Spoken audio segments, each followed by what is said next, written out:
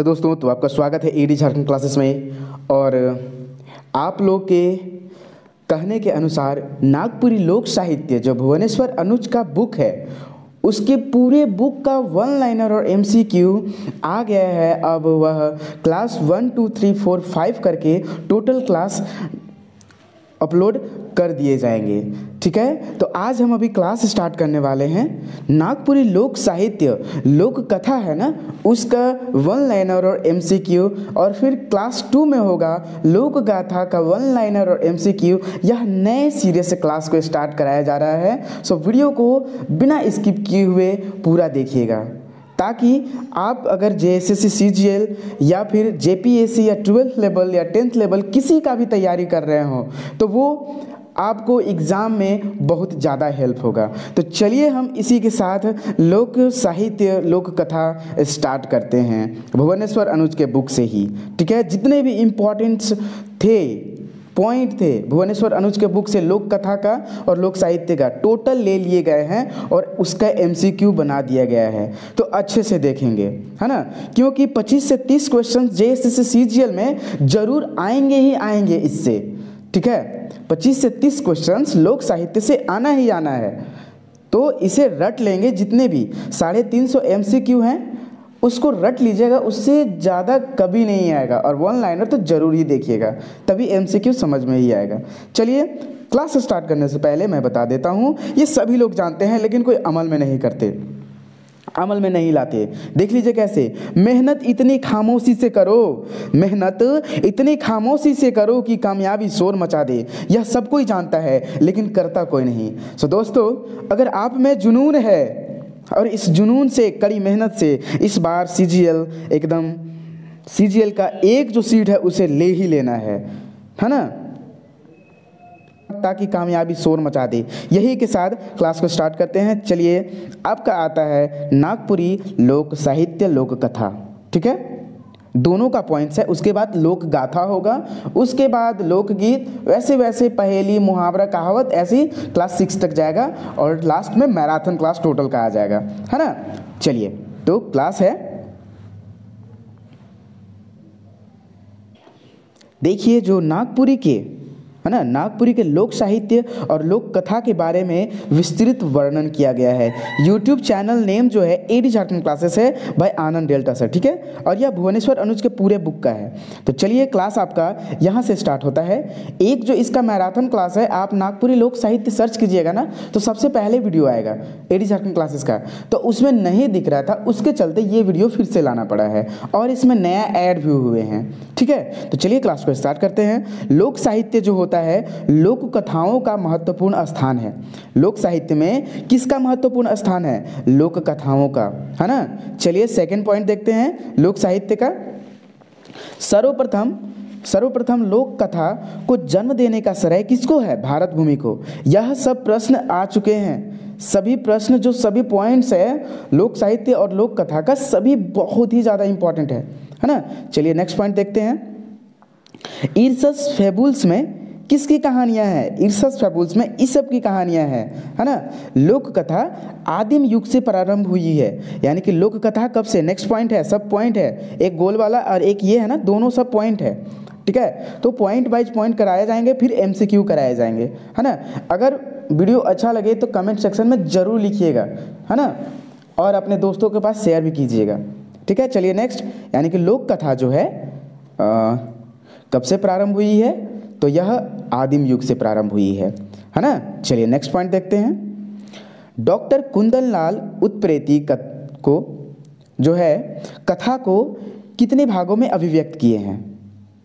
Doctor Kundanlal उत्प्रेती, है ना, यानी कथा, यह लोक कथा होगा। ठीक है, कथा या लोक कथा एक ही है, यानी कि कथा को कितने, यानी कि अभिव्यक्त किए हैं 2 भागों में। पहला कौन सा है? पौराणिक कथा, और दूसरा कौन सा है? लोक कथा। तो यहाँ देखिए क्वेश्चन पूछ देता है, कुंदन, आपको ट्रिक बताए हैं, ट्रिक उत्प्रेती, आपको एक ट्रिक याद दिलाते हैं। कुंदन 2, दन है ना, यहाँ कुंदन में दन है तो 2, कुंदन 2, कुंदन 2, ऐसे बोलिएगा ना तो आपको याद हो जाएंगे, आप कभी नहीं भूलिएगा। कुंदन 2, है ना, यानी कुंदनलाल उत्प्रेती जो है लोक कथा को कितने भागों में बांटे हैं? तो ये जो है एक पौराणिक कथा और दूसरा लोक कथा में। ठीक है, चलिए नेक्स्ट पॉइंट की ओर चलते हैं हम लोग। लोक कथा जो होता है कैसा होता है, विश्व व्याप्त होता है ना। लोक कथा कैसा होता है, तो यह विश्व व्याप्त होता है। मानव जीवन में दुख, खुशी, पर्व आदि जो है लोक कथा के अंदर ही आता है। यानी कि लोक कथा किसे कहते हैं, जो मानव का दुख होता है, सुख होता है, गीत होता है, गान होता है, यही सब जो है लोक कथा में आता है ना। जैसे और देख लीजिए कि लोक कथा, आप लोग सोच रहे होंगे कि लोक कथा में क्या क्या चीज़ आते हैं, तो देख लीजिए लोक कथा में क्या क्या चीज़ आते हैं, है ना। जैसे मानव के दुख हो गया, रीति रिवाज हो गया, धर्म अधर्म, धर्म हो गया, और जितने भी पूजा हैं, आस्थाएं हैं, विश्वास हैं, सभी जो लोक कथाओं के अंदर ही अभिव्यक्त किए जाते हैं। ठीक है, लोक कथा देखिए सबसे वीवीआई पॉइंट्स है ना। लोक कथा मौखिक रूप से ही प्राप्त होते हैं, यानी कि लोक कथाओं का लिखित रूप में कहीं भी, जो नागपुरी लोक कथा ना, उसका कहीं भी लिखित रूप में नहीं दिया गया है। जो सबसे ज़्यादा मिलता है, अगर आपसे क्वेश्चन पूछे कि लोक कथा किस रूप में प्राप्त हुआ है, तो वो मौखिक रूप में ही है ना, लिखित रूप में कहीं देखने को नहीं मिला है। चलिए अब हम लोग यहाँ देखते हैं लोक कथा का परिभाषा, और विभिन्न विद्वानों ने विभिन्न तरीकों से दिए हैं, और लोक कथा को कितने भागों में बांटा गया है, ये कि कौन विद्वान कितने भागों में बांटे हैं, ये भी हम ट्रिक से याद करेंगे, है ना। तो विदाउट स्किप किए हुए पूरा वीडियो को देखिएगा, है ना। अभी पूरे भुवनेश्वर और उसके पूरे बुक का मैराथन क्लास आने वाला है, ठीक ना। क्लास 1 2 3 करके फिर मैराथन क्लास आएंगे, पहले ये वीडियो देखिए। तो देखिए यहाँ है, अब लोक कथा के परिभाषा की ओर चलते हैं कि कितने विद्वानों ने कितने तरीकों से दिए हैं। ठीक है, विभिन्न विद्वानों ने विभिन्न तरीकों से, है ना, जो लोक कथा को परिभाषित किए हैं वो निम्न है। कौन कौन सा? पहला परिभाषा दिए हैं लोक कथा का, देखिए डॉक्टर विद्या चौहान, है ना। डॉक्टर जो विद्या चौहान है, लोक कथा को परिभाषित करते हुए क्या कहे, जो लोक कथा होता है मानव जीवन में वैकालिक विश्वास, आस्था और परंपरा पर आधारित है ना। ये लोक कथा के बारे में क्या बोले हैं कि जो मानव जीवन में वैकालिक विश्वास, आस्था, परंपरा पर आधारित होता है, मतलब ये सब जिसके पास होता है ना, वही लोक कथा होता है, वही लोक कथा है। मानव जीवन में विश्वास, आस्था, परंपरा, जिसके पास विद्या होगा ना, वही भगवान पर विश्वास, लोगों पर विश्वास, आस्था और परंपरा करता है। तो बस यही एक ट्रिक है कि विद्या रहेगा ना, है ना, तो विद्या तो आस्था, विश्वास और परंपरा गत से वो रहेगा, है ना, मानव जीवन में। तो ये आपका ये ट्रिक हो गया। चलिए डॉक्टर सत्येंद्र ने परिभाषित करते हुए लोक कथा को क्या बोले हैं, ये देख लेते हैं। तो डॉक्टर सत्येंद्र बोले हैं, लोक कथा जीवन यानी कि लोक में प्रचलित और परंपरा से चली आ रही मौखिक रूप में ही प्रचलित कहानियाँ लोक कहानियाँ कहलाती हैं।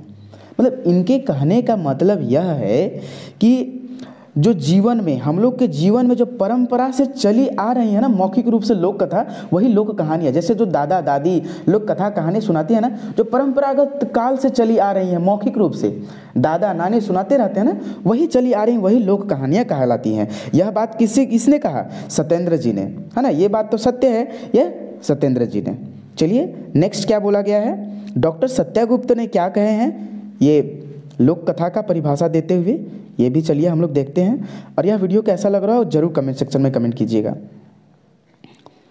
तो पहला है जो कि सत्यागुप्ता पहला पॉइंट में क्या बोले हैं, परिभाषित किए हैं कि लोक कथा की परिभाषा न देकर वह स्वरूप पर विचार करते हुए, है ना, विचार व्यक्त करते हुए लिखे हैं। तो क्या लिखे हैं भाई डॉक्टर सत्यागुप्त, क्या लिखे हैं? तो वो परिभाषा ना देकर क्या पे, स्वरूप पर विचार किए हैं। हमेशा याद रखिएगा कि स्वरूप पर कौन विचार किया? सत्य, यानी कि सत्यागुप्ता। यानी सत्य है कि सब कोई आजकल स्वरूप पर ही विचार करता है, यही एक ट्रिक है ना। यानी कि स्वरूप पर कौन विचार किए हैं? तो ये डॉक्टर सत्यागुप्ता। और स्वरूप पर विचार करते हुए लोक कथा को क्या क्या बोले हैं, तो चलिए देखते हैं। लोक कथाओं में मानस, लोक मानस की सब प्रकार की भावना तथा जीवन दर्शन समाहित है। आपसे एक प्रश्न पूछ देगा, कैसा प्रश्न पूछेगा? ये वाला बोल देगा और बोल देगा ई केकर गोईठा के, जैसे पूछेगा लोक कथाओं में मानस, लोक मानस की मतलब सब प्रकार की भावनाएं तथा जीवन दर्शन समाहित होती है। ई केकर गोईठा के निम्न में से, तो आपको वहां देना पड़ेगा डॉक्टर सत्यागुप्ता, ठीक ना, डॉक्टर सत्यागुप्ता, ठीक है। चलिए, और नेक्स्ट पॉइंट है, और ये क्या बोले हैं परिभाषा देने में, अभूत जानने की जिज्ञासा घटनाओं का सूत्र लोक कथा में ही मिल जाते हैं, है ना। भूत जानने की जिज्ञासा हो या फिर घटनाओं का सूत्र या लोक कथा में ही ये सब मिल जाते हैं। हाँ, तो यही चीज़ डॉक्टर सत्यागुप्ता बोले हैं। चलिए नेक्स्ट पॉइंट की ओर चलते हैं। जो लोक कथा होता है वह शास्त्रीय परिभाषा देना अधिक कठिन होता है। लोक कथा का शास्त्रीय परिभाषा देना बहुत ही कठिन होता है ना। नेक्स्ट पॉइंट, लोक कथा में नीति और उपदेश तत्व समाहित है। अगर आपसे प्रश्न पूछे कि लोक कथा में किस प्रकार का तत्व समाहित होता है, तो नीति और उपदेश तत्व समाहित है। ठीक है। लोक कथा में चमत्कार, कल्पना की प्रधानता, वीरत्व की प्रधानता, भावना उपस्थित रहते हैं, है ना। लोक कथा में क्या क्या रहते हैं, ये प्रश्न पूछ चुका है। तो चमत्कारी होते हैं लोक कथा, कल्पना की प्रधानता होती है उसमें, वीरत्व की प्रधानता और भावना दोनों उपस्थित होती है। ठीक है। चलिए नेक्स्ट पॉइंट देखते हैं। लोक कथा में यथार्थ और आदर्श का अद्भुत सामंजस्य मिलता है। ये प्रश्न आ चुका है। एक्चुअली जो सभी प्रश्न है ना, डीपली अध्ययन, जो जेपीएससी का प्रिपरेशन कर रहे हो, जेएसएससी सीजीएल, सभी के लिए बहुत ही ज़्यादा इंपॉर्टेंट है, तो थोड़ा सा भी स्किप ना कीजिएगा। ठीक है। चलिए अब हम लोक कथा का वर्गीकरण देखते हैं, यानी कि इसमें क्या है कि कौन से विद्वान लोक कथा को कितने भागों में बांटे हैं, ये भी ट्रिक से भी याद दिलाने वाले हैं। इसके बाद टोटल का एमसीक्यू होगा। ठीक है। और देखिएगा कि एमसीक्यू आपसे कैसे बनता है, एकदम धड़ाधड़ बनेगा। ठीक ना। चलिए, तो लोक कथा का वर्गीकरण है ना, ये जो है लोक कथा का वर्गीकरण। डॉक्टर स्टीथ थॉम्पसन लोक कथा को दो भागों में बांटे हैं। कौन कौन सा भाई, तो सरल कथाएं और जटिल कथाएं। तो पहले तो हम याद कर लेते हैं कि स्टीथ थॉम्पसन, ये लोक कथा कितने भागों में, दो। तो जब हम लोग बचपन में पढ़ते थे तो गुरुजी क्या बोलते थे, बाबू जाओ स्टिक 2 लाओ, तोड़कर 2 लाओ, 2 स्टिक लाना, है ना। तो स्टिक 2, स्टिक से यहाँ यानी कि स्टिक जो लेंगे स्टिक से लेंगे, है ना। देखिए स्टिक की जगह पर हम लोग स्टिक ले लेंगे। और हम लोग के गुरुजी क्या बोलते थे बचपन में कि छड़ी जाओ ना, जब श्रुति लेख या होमवर्क मिलता था ना तो नहीं बनाते थे, तो उस टाइम हम लोग को क्या मिलता था, मार मिलता था, और बोलते 2 तोड़कर छड़ी लाना, यानी कि स्टिक 2 मास्टर जी मांगते थे। चलिए, ये तो हम लोग को याद हो गया कि स्टीथ थॉम्पसन ने लोक कथा को 2 भागों में बांटा। कौन कौन, ये भी प्रश्न पूछ देता है। तो सरल कथाएं और जटिल कथाएं। सरल कथाएं में क्या होती है, सरल कथाएं किसे कहा जाता है, तो चलिए, ये जो सरल कथाएं होती है ना, सीधा और सरल कथाएं होती है ना। चलिए भाई, सीधा और सरल कथाएं, जैसे सीधा और सरल कथाएं में क्या क्या होती है, जैसे धोखे कहानियाँ, मूर्खों, ठगों, बुरी पत्नी, सौतेली माँ, आलसी पति, पशु संबंधी कहानियाँ, धार्मिक कहानियाँ, ये सब सरल कथा में आता है, जो सीधा सीधी कहानी होती है। ठीक है। जटिल कथाएं कौन कहलाता है, देख लीजिए, इस कहानियों में उतराव चढ़ाव के साथ जटिलता भी बढ़ते जाता है। जैसे परियों की कहानी, जादूगरियों की कहानी, दानवों की कहानी, राक्षसों की कहानी, इस प्रकार की कहानियों को जटिल कथाएं कही जाती हैं, क्योंकि इसमें उतराव और चढ़ाव बहुत सारे होते हैं, है ना।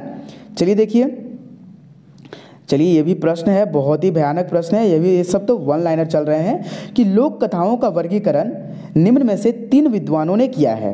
ये याद रखिएगा, ये प्रश्न पूछ चुका है कि ऐसे प्रश्न पूछा था ना कि निम्न में से कितने विद्वानों ने, कितने लेखकों ने लोक कथा का वर्गीकरण किया है, तो उसमें 3 था और लास्ट में सभी था, तो यहाँ सभी आंसर हो जाएगा, है ना। कौन सा, गौरी शंकर भी थे, सत्येंद्र भी थे और कृष्णदेव उपाध्याय जो लोक कथा का वर्गीकरण किए हैं। ठीक ना।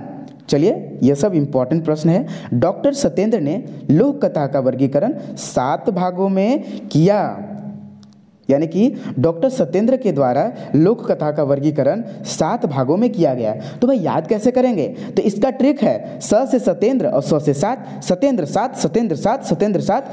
तो भाई ये मत सोचिएगा कि सत्येंद्र औरों में नहीं है, सत्येंद्र लोक गाथा में भी है, सत्येंद्र लोक गीत में भी है, और पहेली में भी है, और मुहावरा में भी है, यानी कि सभी में है। तो ये ट्रिक है ना, ये सिर्फ लोक कथा के लिए है। तो सत्येंद्र का कथा जो था 7 गो था, सत्येंद्र का कथा कै गो था, 7 गो था। बस यही याद रखिएगा, सत्येंद्र का कथा कितना था, 7 गो था। ठीक है। चलिए नेक्स्ट, ये भी हम लोग ठीक से याद करेंगे। सत्येंद्र का कथा कितना था, 7 था। सत्येंद्र का कथा कितना था, 7 था। चलिए नेक्स्ट पॉइंट हम लोग देखते हैं। डॉक्टर कृष्णदेव उपाध्याय ने भोजपुरी प्रदेश में उपलब्ध कहानियों का वर्गीकरण 6 भागों में किया है। यानी कहने का इनका मतलब यह है कि डॉक्टर कृष्णदेव उपाध्याय लोक कथा को 6 भागों में बांटे, लोक कहानियाँ को 6 भागों में बांटे, है ना। यही इनका कहना है कि लोक कथा को कितने भागों में यह बांटे हैं लोक कथा। तो कृष्ण शिक्ष, देखिए यहाँ स से शिक्ष, कृष्ण शिक्ष, कृष्ण यहाँ स ना, कृष्ण में स आ रहा है ना, तो उसी स को लेकर हम लोग शिक्ष बोल दिए। यानी कि डॉक्टर कृष्णदेव उपाध्याय ने लोक कथा को कितने भागों में बांटे, तो 6 भागों में बांटा है। चलिए नेक्स्ट प्रश्न देखते हैं। ये सब बहुत सारे जो जितने हैं ना बहुत ही ज़्यादा इम्पॉर्टेंट है, ठीक है, और यही प्रश्न अधिकतर पूछे जाते हैं। संस्कृत के आचार्य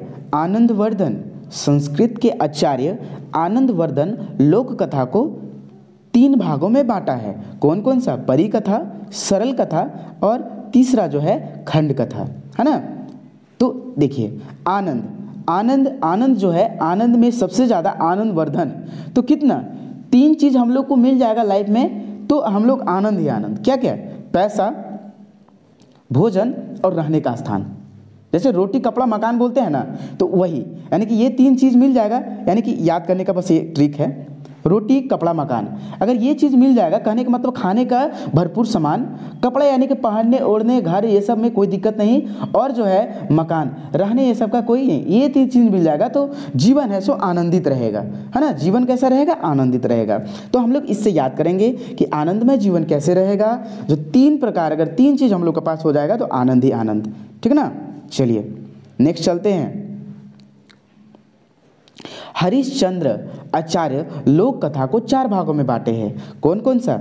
ये सब हम ट्रिक से याद करेंगे, कैसे अभी देखते हैं। पहला है अर्थ कथा, दूसरा काम कथा, तीसरा धर्म कथा और चौथा जो है संकीर्ण कथा। तो इसका सही जो है कौन सा हो जाएगा? यानी कि 4 भागों में ही जो है हरिश्चंद्र। देखिए तो बस एक ही बात इसको याद रखना है, हरी फरी, हरी फरी, हरी फरी, है ना।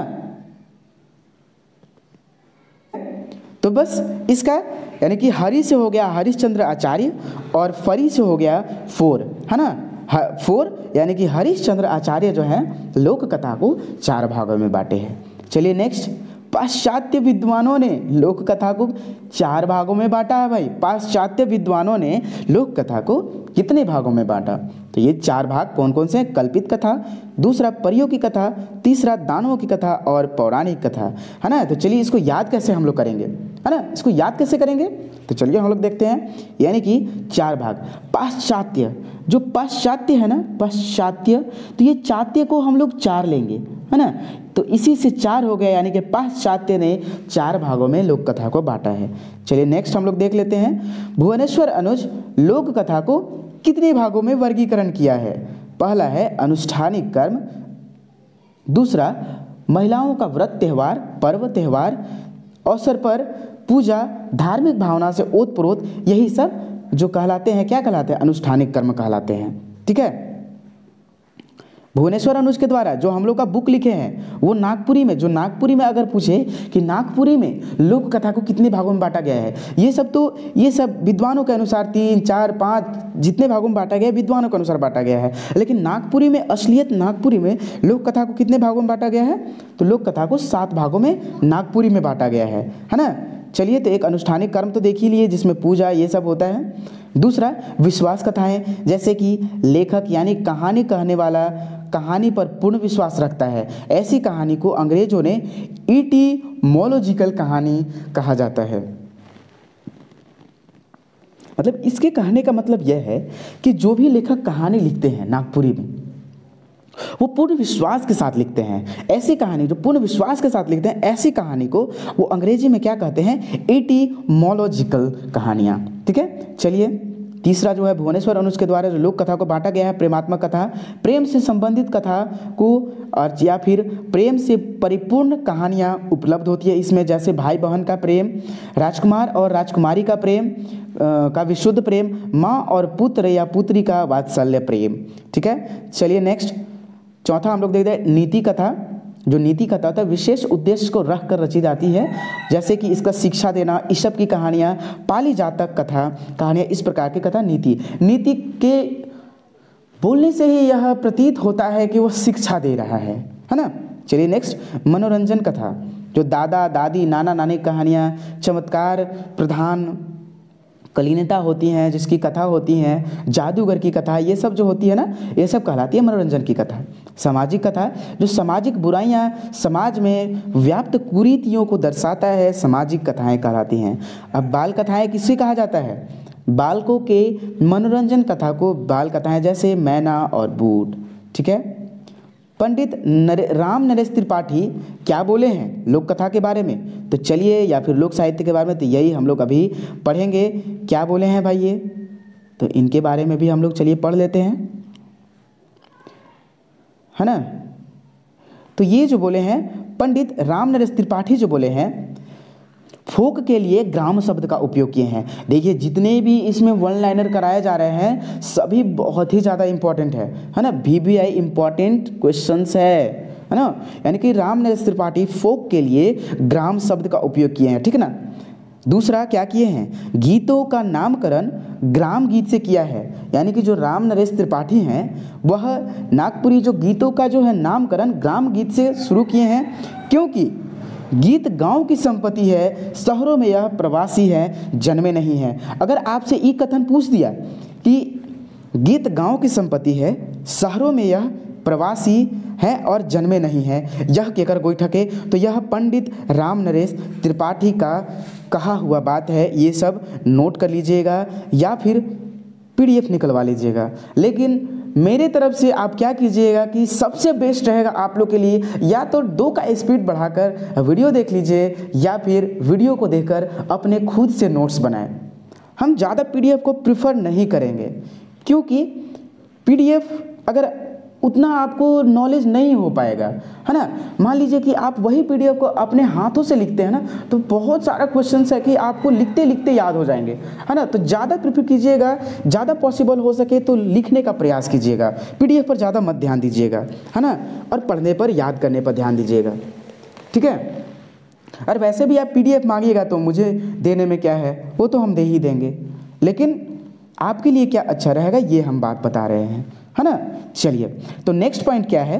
लोक साहित्य जो है ये जो था ना, पंडित राम नरेश त्रिपाठी का 2 ही पॉइंट था, तो इसको 2 पॉइंट को अच्छे से याद कर लीजिएगा। ये अलग अलग क्वेश्चन करके ही पूछ दिया जाता है, तो इसका भी क्वेश्चन MCQ है ना, तो वो सब ध्यान से देखेंगे। चलिए, लोक साहित्य लोक वार्ता का अंग है, ठीक है। विद्वानों ने लोक साहित्य को अंग्रेजी के फोक लिटरेचर का शाब्दिक अनुवाद माना है। यानी कि विद्वानों ने लोक साहित्य को अंग्रेजी के फोक लिटरेचर का शाब्दिक क्या माना है? अनुवाद माना है, ठीक है। डॉक्टर हजारी प्रसाद द्विवेदी लोक साहित्य के बारे में क्या बोला है? वह क्या बोले हैं? तो वह यह बोले हैं, लोक साहित्य को लोक शिल्प, लोक नाट्य और लोक कथानक आदि नामों से पुकारे जा सकते हैं। यानी कि लोक साहित्य को और किस किस नामों से पुकारा जा सकता है? लोक शिल्प से, लोक नाट्य से, लोक कथानक से। तो इस बात पर ध्यान देंगे, और यह पूछ देगा कि ई केकर गोई ठके, तो वहाँ हजारी प्रसाद द्विवेदी का यह बात बोला गया है ना। चलिए, डॉक्टर मोतीचंद जी ने क्या बोला है लोक साहित्य लोक कथा के बारे में? चलिए देखते हैं, 2 पॉइंट बोले हैं डॉक्टर मोतीचंद। क्या बोले हैं? ग्राम शब्द के लिए जन शब्द का प्रयोग किए हैं, है ना। ये जो डॉक्टर मोतीचंद हैं ग्राम शब्द के लिए जन शब्द का प्रयोग किए हैं, हमेशा ये सब याद रखिएगा, ठीक ना। चलिए दूसरा पॉइंट देखते हैं, और यह ऋग्वेद में जन शब्द का प्रयोग है, और यहाँ जो ग्राम शब्द के लिए जन शब्द का प्रयोग किया है ना डॉक्टर मोतीचंद, है ना, तो वह जन जो है ऋग्वेद में प्रयोग किया गया है, और यह किसने कहा है? डॉक्टर मोतीचंद ने, ठीक है। चलिए अब हम लोग पढ़ते हैं, डॉक्टर वासुदेव शरण अग्रवाल लोक साहित्य के बारे में क्या बोले हैं? तो देखिए, लोक साहित्य हमारे जीवन का महासमुद्र है। लोक साहित्य हमारे जीवन का महासमुद्र है, किसने बोला? वासुदेव शरण अग्रवाल। जो वासुदेव जी है ना, यानी कि भगवान विष्णु जी कहाँ रहते हैं? समुद्र में, है ना। हमेशा जैसे कि हम लोग टीवी सीरियल या फिर कृष्ण लीला या विष्णु भगवान का जो हम लोग देते हैं, हमेशा वह ये अपने नागराज पर अपने बैठे रहते हैं आराम से एकदम, है ना। तो वो ट्रिक से हम लोग याद कर लेंगे। चलिए नेक्स्ट, सारा इसमें इंपॉर्टेंट 1 लाइनर पॉइंट को बता दिए जा रहे हैं, है ना, साथ में MCQ भी। इसमें भूत, भविष्य, वर्तमान, सभी कुछ संचित रहता है, संचित नहीं है संचित, मतलब कि उपस्थित रहता है। चलिए नेक्स्ट क्या बोले हैं, लोक राष्ट्र का अमर स्वरूप है। ठीक है, लोक राष्ट्र का अमर स्वरूप है, यह बात किसने बोला, तो यह बात वासुदेव शरण अग्रवाल बोले हैं। ठीक है, चलिए नेक्स्ट, डॉक्टर सत्येंद्र लोक की व्याख्या करते हुए क्या लिखे हैं, तो चलिए लोक, जो लोक है, लोक साहित्य है, लोक कथा, ये लोक साहित्य और लोक कथा का जितने इंपॉर्टेंट पॉइंट्स होते हैं ना, डॉक्टर भुवनेश्वर अनुज के बुक से टोटल निकाल लिए गए हैं, है ना। चलिए, लोक मनुष्य समाज का वह वर्ग है जो अभिजात्य संस्कार, शास्त्रीय या पांडित्य की चेतना अथवा अहंकार से शून्य है, तो यह गोइठ केकर हके, तो डॉक्टर सत्येंद्र का है, ये याद रखिएगा। नेक्स्ट, लोक साहित्य के अंतर्गत समस्त भोली भाषागत अभिव्यक्ति निवास करती है जिसमें आदि मानव का अवशेष मिलता है, तो यह किसका गोइठ है, ये सी नहीं है, इसी में है। ठीक ना, यहाँ सी पॉइंट हो जाएगा, तो इसी में है, पॉइंट बी में ही है। और ये आपसे क्वेश्चन अलग से ही पूछ सकता है ना, कि यह गोइठ केकर हके, तो यह डॉक्टर सत्येंद्र गुप्ता का है। चलिए, मानस शब्द का प्रयोग, देखिए एकदम बीबीआई प्रश्न जा रहा है, ये जो जा रहा है एकदम बीबीआई प्रश्न जा रहा है ना। मानस शब्द का प्रयोग YM सोकोलोव की रशन फोकलोर नामक पुस्तक से प्रयुक्त जो है संस्कृति शब्द के स्थान पर किया गया है, और यह कौन किए हैं, तो यह जो किए हैं डॉक्टर सत्येंद्र जी ने किए हैं। ठीक है, तो चलिए नेक्स्ट हम लोग पढ़ते हैं, डॉक्टर वीरेंद्र कुमार वर्मा ने लोक साहित्य के बारे में जो बोले हैं वो क्या बोले हैं, लोक साहित्य वह मौलिक अभिव्यक्ति है जो भले ही किसी व्यक्ति ने गढ़ी हो, पर आज इसे सामान्य लोक समूह अपना सकता है, यह गोइठ केकर हके, तो डॉक्टर वीरेंद्र कुमार वर्मा का है। ठीक है, चलिए नेक्स्ट, श्री राहुल संस्कृत व्यायन क्या बोले हैं लोक साहित्य के बारे में, फर्स्ट पॉइंट बोले हैं, लोक साहित्य के पीछे शिष्ट साहित्य का भी जो है लंबी परंपरा है ना।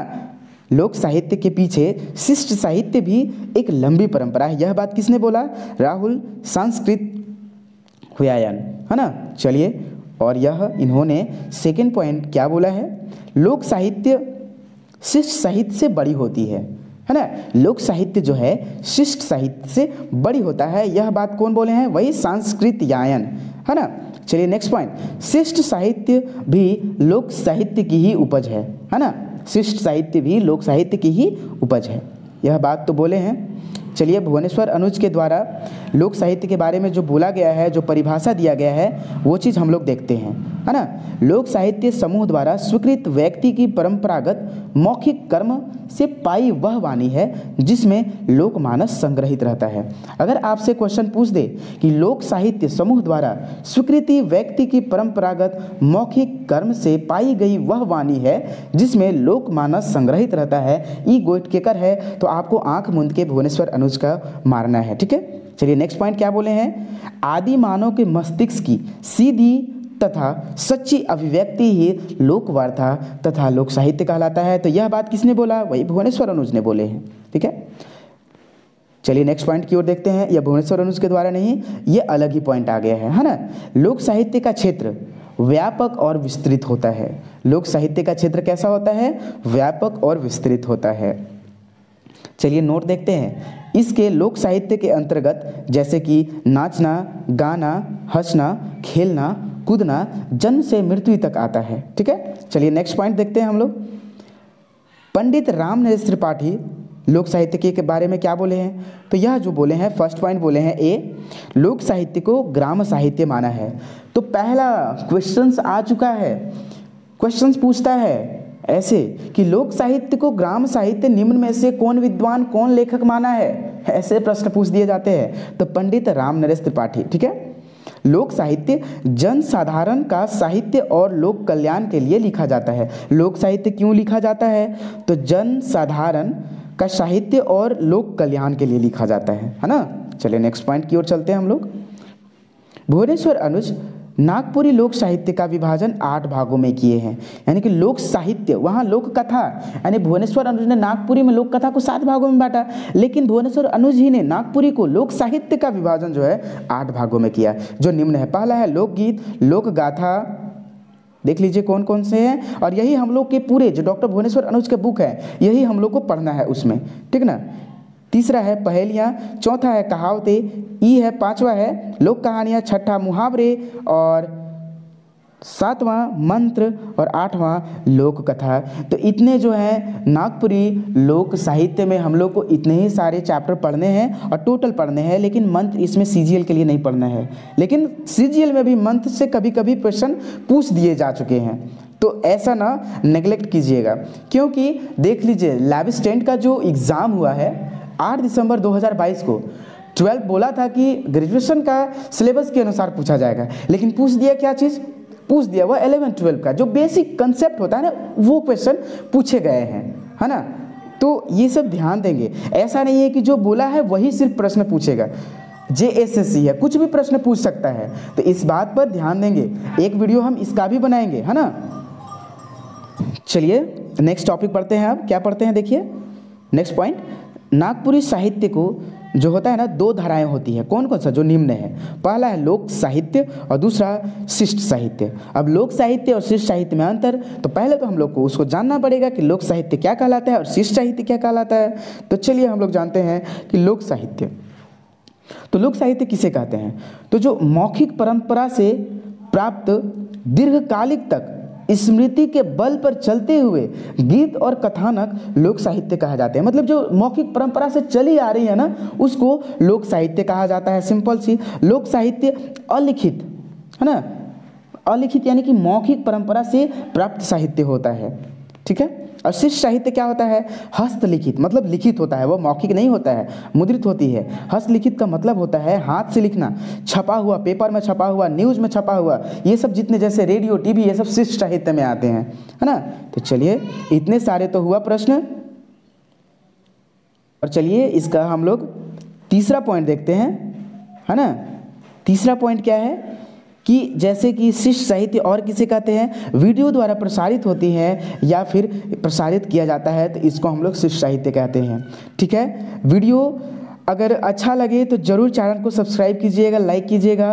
और हाँ, यह एडी झारखंड क्लासेस के द्वारा ये सब MCQ वन लाइनर बनाए जा रहे हैं, ठीक है, जो पूरे बुक के अध्ययन से बनाया गया है ना। एक भी प्रश्न लोक साहित्य लोक कथा का छूटेगा नहीं। अब चलिए हम लोग जो नागपुरी का MCQ, जो लोक कथा और लोक साहित्य का MCQ हम लोग अभी करते हैं, ठीक है। वीडियो को थोड़ा सा भी स्किप ना कीजिएगा, जो इंपॉर्टेंट है JPSC और जो JSSC CGL 12th लेवल के और 10th लेवल के एग्जाम के लिए जो प्रिपरेशन कर रहे हैं, उन सभी के लिए यह बहुत ही ज़्यादा इंपॉर्टेंट है। और हाँ, पहले मैं बता दूँ, स्पेशल फॉर JPSC और JSSC CGL के लिए, है ना, एक्चुअली सभी के लिए इंपॉर्टेंट है, इससे ज़्यादा कुछ है ही नहीं। चलिए तो पहला क्वेश्चन है कि लोक साहित्य लोक कथा का जो पहला प्रश्न है, लोक साहित्य और लोक कथा दोनों मिक्सअप है इसमें, है ना। तो देखेंगे कि पहला क्वेश्चन है, लोक साहित्य में निम्न में से किसका स्थान महत्वपूर्ण है, ठीक है। तो किसका स्थान महत्वपूर्ण है, पहला ऑप्शन हो गया पद, दूसरा गद्य, तीसरा लोक साहित्य और चौथा जन साहित्य। तो यहाँ देखिए लोक साहित्य में, है ना, किसका स्थान महत्वपूर्ण है। तो ये जो देखिए यहाँ जो है लोक साहित्य नहीं होगा, लोक कथा होगा। लोक कथाओं का जो है महत्वपूर्ण स्थान है ना। किसका स्थान महत्वपूर्ण है, लोक कथाओं का महत्वपूर्ण है, तो लोक कथाओं का, यहाँ साहित्य नहीं होगा, लोक कथा होगा। चलिए नेक्स्ट हम लोग अब सेकेंड नंबर प्रश्न पढ़ते हैं। सर्वप्रथम लोक कथा को जन्म देने का श्रेय किसका है, सर्वप्रथम लोक कथा को जन्म देने का श्रेय किसका है, जल्दी बताइए। तो भारत भूमि, पाक भूमि, दोनों, या फिर कोई नहीं। तो पहला इसका आंसर हो जाएगा ऑप्शन नंबर 1, भारत भूमि को इसका जो लोक कथा का जन्म देने का समय श्रेय जो है भारत भूमि को है, ठीक है। ईर्षस फेबुल्स में किसकी कहानियाँ दी हुई है, तो इसमें ईसप की कहानियाँ दी हुई है, ठीक है। चलिए नेक्स्ट चौथा नंबर प्रश्न देखते हैं। लोक कथा कब से प्रारंभ हुई है ना। लोक कथा तो हम लोग अभी वन लाइनर में क्या पढ़े थे, जल्दी आप लोग बताइए, है ना, उसी का MCQ है टोटल का। ऑप्शन नंबर पहला आधुनिक काल से, जुरासिक काल, आदिम युग या फिर पौराणिक काल से। तो इसका सही आंसर क्या हो जाएगा, तो ऑप्शन नंबर जो 3 है, यानी कि आदिम युग से लोक कथा प्रारंभ हुई थी, है ना। कुंदन लाल उत्प्रेती, क्या दो, स्टिक दो, है ना, स्टिक दो नहीं, कुंदन दो, एक स्टिक तो है ही, दो, एक कुंदन दो, दन से दो हम लोग बोले थे, है ना। तो इसमें क्या हो जाएगा, कुंदन लाल उत्प्रेती ने लोक कथा को कितने भागों में वर्गीकरण किया। ऑप्शन नंबर पहला है 4, दूसरा है कितना है, दूसरा देख लेते हैं, दूसरा है 5, तीसरा है 2 और चौथा, तो ऑप्शन नंबर इसका 3 हो जाएगा, यानी कि कुंदन लाल उत्प्रेती ने लोक कथा को 2 भागों में बांटा है। ठीक है, जो अब देख लीजिए छठा नंबर प्रश्न, छठा नंबर प्रश्न कितना है, लोक कथा कैसा क्षेत्र है, तो लोक कथा विश्वव्याप्त क्षेत्र है ना। चलिए नेक्स्ट, निम्न में से 7वां नंबर प्रश्न, निम्न में से लोक कथा को में क्या क्या आता है, दुख सुख, सुखी मरण, पर्व जीवन या फिर सभी, तो ये ऑप्शन नंबर 4 हो जाएगा, तीनों या फिर सभी हो जाएगा। ठीक है, चलिए 8 नंबर प्रश्न देखते हैं, लोक कथा को पौराणिक और लोक कथा में कौन बांटा है। ऑप्शन नंबर पहला है सत्यागुप्त, दूसरा सत्येंद्र गुप्ता या तीसरा कुंदन लाल उत्प्रेती, चौथा है डॉक्टर कृष्णदेव उपाध्याय। तो 2 भागों में लोक कथा को कौन बांटे थे, कुंदन दो, और यही जो है आपको अभी तुरंत बताए थे कि 1 लाइनर में कि कुंदन लाल उत्प्रेती जो है वह 2 भागों में ये लोक कथा को बांटे हुए थे, कौन सा, पौराणिक कथा और लोक कथा। ठीक है, चलिए नेक्स्ट प्रश्न देखते हैं 9वां नंबर, लोक कथा किस रूप में प्राप्त होता है, लोक कथा किस रूप में प्राप्त होता है ना। तो ये कभी लिखित रूप में नहीं होता, यह मौखिक रूप में ही होता है। चलिए नेक्स्ट, और यह एमसीक्यू कैसा लगा ये भी आप लोग बताइएगा। 10वां नंबर प्रश्न देखते हैं, देखिए अब आ गया है कि कौन कवि क्या बोले हैं, है ना, ये सबसे ज़्यादा VVI इंपॉर्टेंट प्रश्न रखता है। ठीक है, लोक कथा का मानव जीवन में वैकालिक विश्वास, आस्था और परंपरा पर आधारित है, ई गोइठ केकर हके। ऑप्शन नंबर पहला है डॉक्टर सत्येंद्र देव उपाध्याय, कृष्णदेव उपाध्याय, है ना, दूसरा ऑप्शन नंबर है डॉक्टर विद्या चौहान, तीसरा सत्येंद्र या फिर चौथा सत्या। तो इसका जो जी क्या हम ट्रिक से याद क्या दिलाए थे, है ना, जो वैकालिक विश्वास, है ना, आस्था परंपरा, जिसके पास विद्या होगा, तो विद्या कहाँ है ना, कि देख लीजिए विद्या, ऑप्शन नंबर 2 हो जाएगा इसका आंसर। चलिए 11 नंबर प्रश्न देखते हैं, जीवन यानी कि लोक में प्रचलित और परंपरा से चली आ रही मौखिक रूप से प्रचलित कहानियां को लोक कहानियां कहलाती है, यह बात केकर हके, यह बात कौन बोला है ना, यह बात कौन बोला है। तो चलिए ऑप्शन नंबर पहला है डॉक्टर सत्यागुप्ता, दूसरा डॉक्टर सत्येंद्र, तीसरा डॉक्टर आचार्य आनंद या फिर चौथा कोई नहीं। तो इसका सही आंसर क्या हो जाएगा, ऑप्शन नंबर 2 डॉक्टर सत्येंद्र जी ने क्या बोले हैं कि जीवन में जो प्रचलित परंपरा से चली आ रही हैं मौखिक रूप से प्रचलित कहानियाँ लोक कहानियाँ कहलाती हैं। यानी कि आपको बस एक ही पॉइंट याद रखना है कि मौखिक रूप से जो प्रचलित कहानियाँ वह चली आ रही है ना, वही लोक कहानियाँ कहलाती हैं। ठीक है, चलिए ये प्रश्न देखते हैं, लोक कथा का परिभाषा न देकर यह स्वरूप पर विचार व्यक्त किए हैं, यानी कि स्वरूप पर परिभाषा न देकर स्वरूप पर कौन विचार किया था, याद कीजिए अभी तुरंत बताए थे, यानी कि स्वरूप, सत्य स्वरूप, है ना, सत्य स्वरूप कैसा होता है, सत्य होता है, तो सत्य स्वरूप यानी कि सत्यगुप्ता जो है स्वरूप पर विचार किए थे। चलिए नेक्स्ट क्वेश्चन की ओर चलते हैं हम लोग, है ना।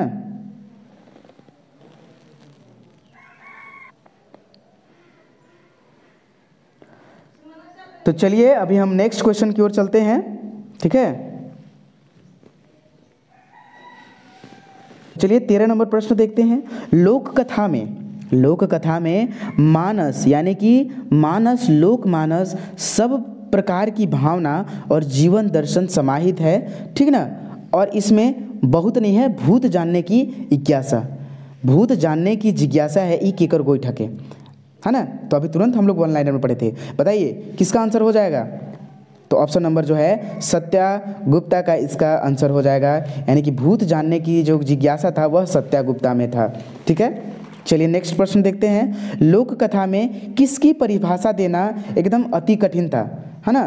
तो शास्त्रीय संगीत का जो ना, शास्त्रीय संगीत या फिर शास्त्रीय परिभाषा देना बहुत ही कठिन है। ठीक है, ऑप्शन नंबर इसका 3 हो जाएगा, है ना। चलिए, लोक कथा में कौन सा तत्व समाहित रहता है? हम लोग क्या पढ़े थे अभी? नीति, उपदेश, अथवा तीसरा है नीति और उपदेश, चौथा है कोई नहीं। तो देख लीजिए इसका क्या हो जाएगा, नीति और उपदेश दोनों तत्व समाहित होता है ना। तो ऑप्शन नंबर 3 हो जाएगा। ठीक है, चलिए 16 नंबर प्रश्न देखते हैं। लोक कथा में किसकी प्रधानता होती है? तो चमत्कार, कल्पना, और जो नेक्स्ट चलिए क्या है, नेक्स्ट भी देख लेते हैं, कल्पना, वीरत्व की भावना, और चौथा तीनों। तो इसका सही आंसर हो जाएगा सभी, हम लोग पढ़े थे, है ना। चलिए 17 नंबर प्रश्न क्या कहता है? लोक कथा में किसका अद्भुत सामंजस्य मिलता है? यथार्थ, आदर्श, दोनों, या फिर कोई नहीं? तो यह दोनों का मिलता है, यानी कि यथार्थ और आदर्श दोनों का जो है किसका मिलता है? दोनों का सामंजस्य अवश्य मिलता है ना। अब हम लोग पढ़ते हैं जो हम लोग पढ़ते आ रहे हैं।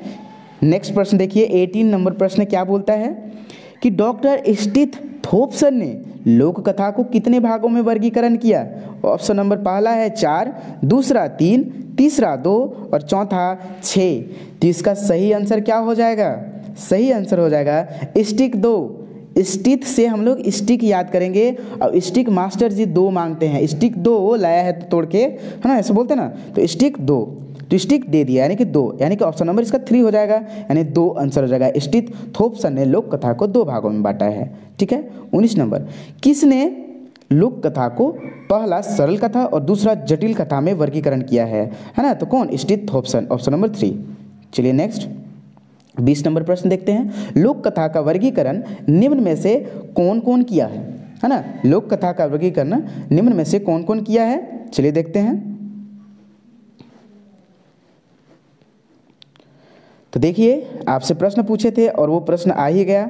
Doctor Gaurishankar, doctor Satyendra, doctor Krishnadev Upadhyay और चौथा तीनों इसका सही आंसर हो जाएगा। ठीक है ना। चलिए नेक्स्ट 21 नंबर प्रश्न देखते हैं। निम्न में से किसने लोक कथा को 7 भागों में बांटा? है ना। तो सत्येंद्र सात, सत्येंद्र सात, सत्येंद्र सात हम लोग याद कराए थे आप लोग को, है ना, सत्येंद्र सात। तो यहाँ क्या हो जाएगा? सत्येंद्र गुप्ता इसका आंसर हो जाएगा। ठीक है, चलिए डॉक्टर कृष्णदेव उपाध्याय ने लोक कथा को कितने भागों में बांटा? ऑप्शन नंबर पहला है 8, दूसरा 4, तीसरा 6 और चौथा 3। तो इसका सही आंसर क्या हो जाएगा? सही आंसर हो जाएगा यानी कृष्ण 6, कृष्ण 6, कृष्ण 6, कृष्ण और 6 लगातार बोलिए, दोनों एक ही जैसा बुला रहा है, यानी कि बोल रहे हैं तो उच्चारण एक ही जैसा हो रहा है। कृष्ण 6, तो आप इसे कभी नहीं भूलिएगा। ठीक है, चलिए नेक्स्ट प्रश्न देखते हैं। 23 नंबर, किसने लोक कथा को पहला परिकथा और दूसरा लोक कथा तथा तीसरा खंड कथा में वर्गीकरण किया है? ऑप्शन नंबर पहला है आचार्य आनंद, दूसरा कृष्णदेव उपाध्याय, तीसरा सत्येंद्र और जो है चौथा ऑप्शन नंबर है सत्यार्थी। ठीक है, विद्यार्थी नहीं है, सत्यार्थी है। तो इसका सही आंसर क्या हो जाएगा? है ना। तो सही आंसर जो हो जाएगा आनंदवर्धन, यानी कि 3 चीज़, रोटी कपड़ा मकान, अगर हम लोग को 3 चीज़ मिल गया, ठीक है, तो जीवन जो है आनंदमय हो जाएगा, कहीं कुछ करने का जरूरत नहीं है। लेकिन असली आनंद तो भक्ति में है प्रभु, असली आनंद भक्ति में है ना। अगर अपने माइंड को कंसंट्रेट करना चाहते हैं तो स्वरवेदा जरूर पढ़ें, है ना। स्वरवेद महामंदिर वाराणसी में बहुत भव्य मंदिर बन रहा है। वो स्वरवेद में एकदम मन को कंट्रोल करने का बहुत ही तरीका लिखा हुआ है ना। सदाफल देव जी महाराज के द्वारा 17 वर्ष तपस्या किए थे गुफा में, तब वो तपस्या करके ज्ञान की प्राप्ति हुआ, तब वह स्वरवेद लिखा गया है। तो स्वरवेद को जरूर पढ़ेंगे, है ना, क्योंकि उसमें दुख कैसे प्राप्त होता है, दुखों से निवृत्ति कैसे होगी, सुख कैसे प्राप्त होगा, क्या चीज़ करेंगे कि सुख प्राप्त होगा, कैसे हमें बोलना चाहिए, सभी प्रकार का उसमें लिखा हुआ है ना। तो जीवन का जो असली आनंद है भक्ति में है।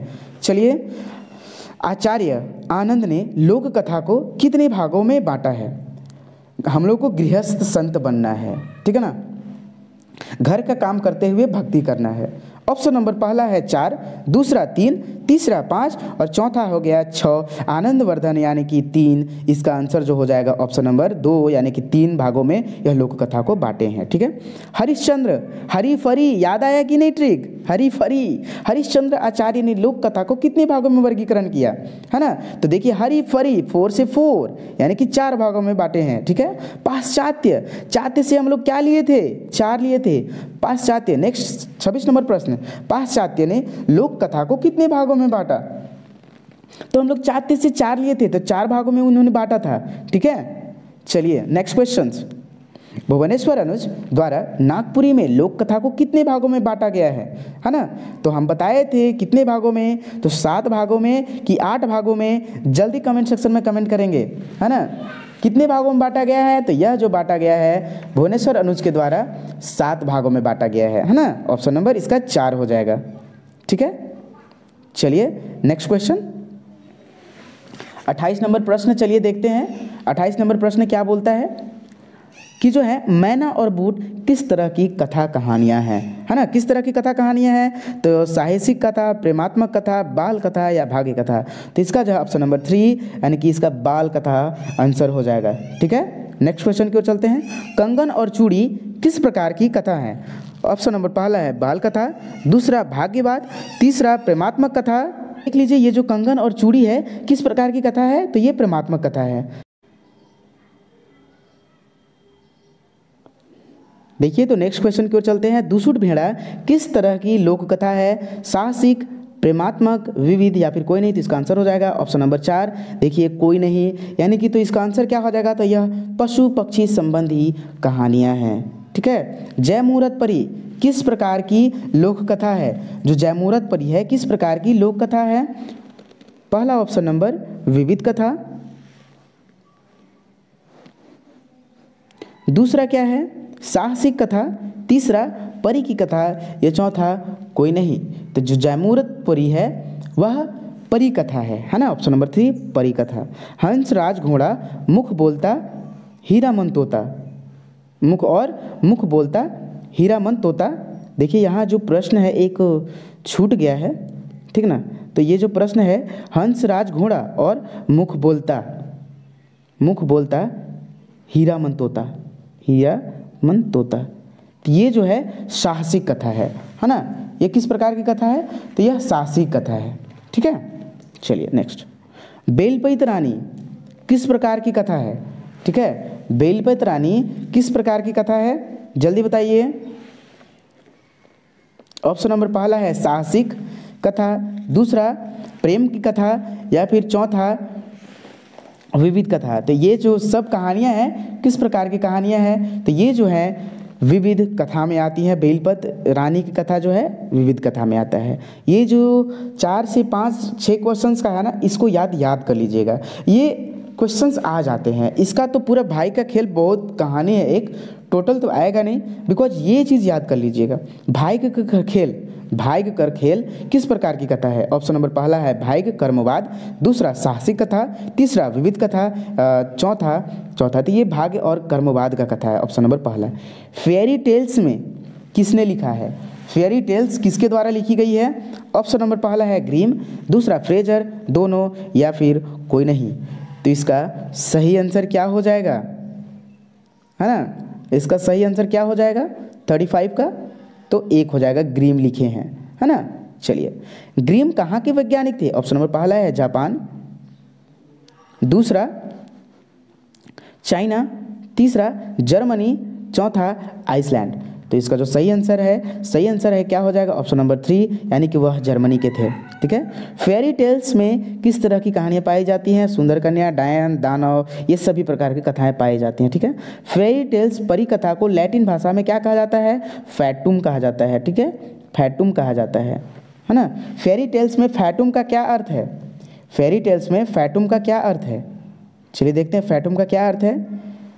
तो ऑप्शन नंबर पहला है जादू, दूसरा इंद्रजाल, तीसरा दोनों या फिर चौथा कोई नहीं। तो इसका सही आंसर क्या हो जाएगा? तो जो है इसका सही आंसर हो जाएगा ऑप्शन नंबर 3, दोनों होगा। जादू और इंद्रजाल दोनों होता है फैटुम का अर्थ, ठीक है। 40 नंबर प्रश्न देखते हैं। नागपुरी लोक साहित्य को किसने लिखा? ऑप्शन नंबर पहला है भुवनेश्वर अनुज, दूसरा सत्येंद्र, तीसरा सत्यगुप्ता या चौथा कोई नहीं। तो ऑप्शन नंबर जो पहला है भुवनेश्वर अनुज के द्वारा लोक साहित्य लिखा गया है, ठीक है। चलिए नेक्स्ट क्वेश्चन की ओर चलते हैं, है ना। चलिए, भुवनेश्वर अनुज का जो जन्म है कब और कहाँ हुआ था, ये आप जरूर बताएंगे। ये कमेंट सेक्शन में आपको तुरंत बताने हैं, क्योंकि जितने भी सारे प्रश्न कराए गए हैं ये सारे प्रश्न आपको बता दिए गए हैं, ठीक ना। आप लेखक लेखिकाओं का पूरा वीडियो हम अभी तक बना चुके हैं, कुछ बाकी जो है MCQ और बता दिए जाएंगे, ठीक है। तो आप जरूर देखिएगा। लोक साहित्य किसका अंग है? लोक वार्ता का। ठीक है, लोक हमारे जीवन का महासमुद्र है, यह की बात किसने बोला था? तो यह बात किसने बोला था? ऑप्शन नंबर पहला है हजारी प्रसाद द्विवेदी, दूसरा डॉक्टर वासुदेव शरण, तीसरा डॉक्टर सत्येंद्र और चौथा सत्यागुप्ता। तो इसका सही आंसर क्या हो जाएगा? तो ऑप्शन नंबर जो 2 है महासमुद्र, वासुदेव जी, भगवान श्री कृष्ण विष्णु भगवान कहाँ रहते हैं? महासमुद्र में। तो ऑप्शन नंबर 2 वासुदेव शरण हो जाएगा। लोक समूह वह मौलिक अभिव्यक्ति है जो भले ही किसी ने नहीं गढ़ी हो, लेकिन आज भी लोक समूह उसे अपना सकता है। यह बात किसने बोला है ना? तो डॉक्टर धीरेन्द्र वर्मा, दूसरा हजारी प्रसाद द्विवेदी, तीसरा सत्यार्थी या चौथा है सत्यागुप्ता। यह सत्यागुप्ता यानी कि ऑप्शन नंबर 4 यह बोले हैं, है ना। चलिए नेक्स्ट प्रश्न, कौन बोले हैं भाई, देखते हैं। श्री राहुल संस्कृत्यायन ने लोक कथा के बारे में कौन सा तथ्य सही बोले हैं? ऑप्शन नंबर पहला है लोक साहित्य के पीछे शिष्य साहित्य की तरह लंबी परंपरा है, लोक साहित्य शिष्य साहित्य से बड़ी है, शिष्य साहित्य भी लोक साहित्य का ही उपज है, या फिर चौथा सभी। तो आंसर हो जाएगा 4 का सभी। ठीक है, राम नरेश त्रिपाठी फोक के लिए कौन सा शब्द का प्रयोग करते हैं? पहला है जन, लोक, ग्राम, कोई नहीं। तो इसका सही आंसर हो जाएगा ऑप्शन नंबर 3 ग्राम शब्द का प्रयोग किए हैं।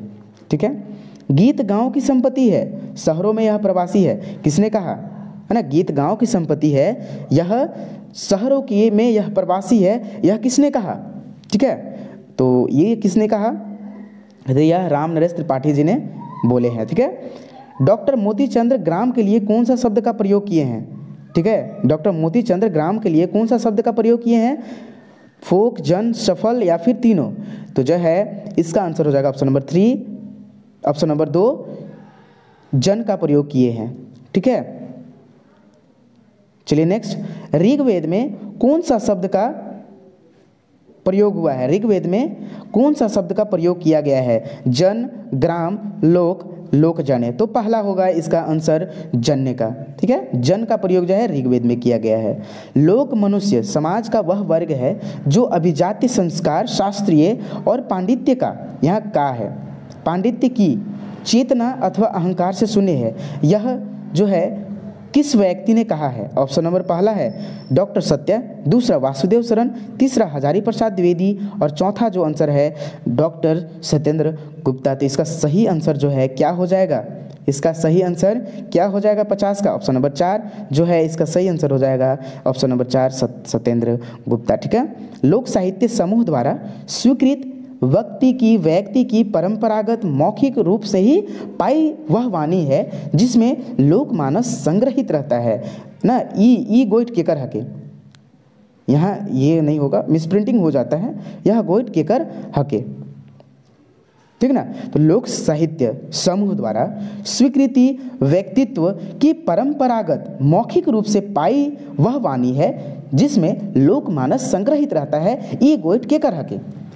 तो यह जो बात बोला गया है, यह देखिए किनके द्वारा बोला गया है? तो यह भुवनेश्वर अनुज के द्वारा बोला गया है, ऑप्शन नंबर 4। निम्न में से किसने कहा? आदि मानव के मस्तिष्क से सीधी और सच्ची अभिव्यक्ति ही लोक वार्ता या लोक साहित्य होता है। तो कौन है? ऑप्शन नंबर पहला है भुवनेश्वर अनुज, दूसरा हजारी प्रसाद द्विवेदी, तीसरा धीरेन्द्र वर्मा, चौथा कोई नहीं। तो इसका सही आंसर जो हो जाएगा कौन हो जाएगा? ऑप्शन नंबर 1 जो है भुवनेश्वर अनुज, इसका सही आंसर हो जाएगा। ठीक है, नागपुरी साहित्य की कितनी धारा होती है? तो 2 धारा होती है, लोक साहित्य और शिष्ट साहित्य, है ना। ऑप्शन नंबर 4 हो जाएगा, इसका आंसर 2 होता है। चलिए नेक्स्ट, लोक साहित्य का क्या अर्थ होता है? यानी कि लोक साहित्य का जो मुख्य अर्थ होता है वो मौखिक रूप से प्राप्त होता है, वही लोक साहित्य कहलाता है ना। शिष्ट साहित्य का अर्थ क्या होता है ना? शिष्ट साहित्य का अर्थ क्या है? तो शिष्ट साहित्य का जो अर्थ होता है हस्तलिखित, मुद्रित होता है और रेडियो द्वारा प्रसारित होते हैं, है ना। और आपसे ये 4 से 5 क्वेश्चंस आपसे पूछा जा रहा है, ये रिपीटेशन है, पीछे करा दिए गए हैं। तो ये 3 प्रश्न का आपको आंसर देना है ना। 3 प्रश्न का आपको आंसर देना है जो अभी आपको बता दिया गया है। पहला है कि लोक साहित्य के पीछे शिष्ट साहित्य की लंबी परंपरा है, यह गोइट केकर आहे। तो जल्दी बताइए ये प्रश्न और जो सेकेंड नंबर प्रश्न है, देखिए कौन सा, लोक साहित्य वह मौलिक अभिव्यक्ति है जो भले ही किसी ने न गढ़ी हो पर आज उसमें सामान्य लोक समूह अपना सकता है। ये भी हम अभी पीछे एमसीक्यू में ही बता दिए गए हैं, ठीक ना, बता दिया गया है, तो इसे भी आपके लिए होमवर्क ही है। और एक प्रश्न ये और है कि जो है लोक साहित्य समूह द्वारा स्वीकृति जो है व्यक्ति की परंपरागत मौखिक कर्म से पाई गई वह वाणी है जिसे लोकमानस संग्रहित रहता है। यह बात किसने बोला? ये तीनों प्रश्नों को बता दिया गया है। आप इसे जरूर कमेंट सेक्शन में तीनों का आंसर जरूर लिखिएगा, बिकॉज इसमें हम रिवीजन के लिए ही 3 प्रश्न और लिख दिए थे बढ़ाने के लिए, है ना। तो यह प्रश्न अवश्य कीजिएगा। अगर वीडियो अच्छा लगा हो तो जरूर से जरूर चैनल को सब्सक्राइब कीजिएगा। और देखिए, अगर टोटल वीडियो देखना हो तो प्लेलिस्ट में जाइए एडी झारखंड क्लासेस का, अभी तुरंत आपके सामने जब वीडियो खत्म होगा तो प्लेलिस्ट दिखेगा, है ना, तो टोटल वीडियो देख लीजिएगा। 90 एबव आपका मार्क्स जरूर आएगा, इसमें कोई शक नहीं। देखिए, आंगना का 1 लाइनर एमसीक्यू अवेलेबल है, बनकेवरा का 1 लाइनर एमसीक्यू अवेलेबल है, कहानी कविता दोनों का, है ना, और नागपुरी लोक संगीत का टोटल बुक का 2.5 घंटे में ख़त्म किया गया है, तो वो वीडियो देख लेंगे। नागपुरी जो लोक साहित्य है एक बार टोटल ख़त्म कर दिया गया है, नागपुरी एमसीक्यू और नागपुरी जो 1 लाइनर है एक बार ख़त्म कर दिया गया है। ये जो क्लास स्टार्ट कराया गया था, न्यू से क्लास स्टार्ट कराया गया है, बिकॉज उसमें दिख नहीं रहा था, इसलिए यह क्लास स्टार्ट कराया गया है। अगर वीडियो अच्छा लगे तो ज़रूर कमेंट सेक्शन में कीजिएगा ताकि मैं और अगला वीडियो ला सकूं। और आप लोग बताइए कि अभी लोक गाथा या लोकगीत, कहावत, मुहावरा का और ऐसे ही 1 लाइनर और एमसीक्यू आना चाहिए या नहीं, ये भी बात कमेंट सेक्शन में लिखिएगा। धन्यवाद वॉचिंग फॉर दिस वीडियो।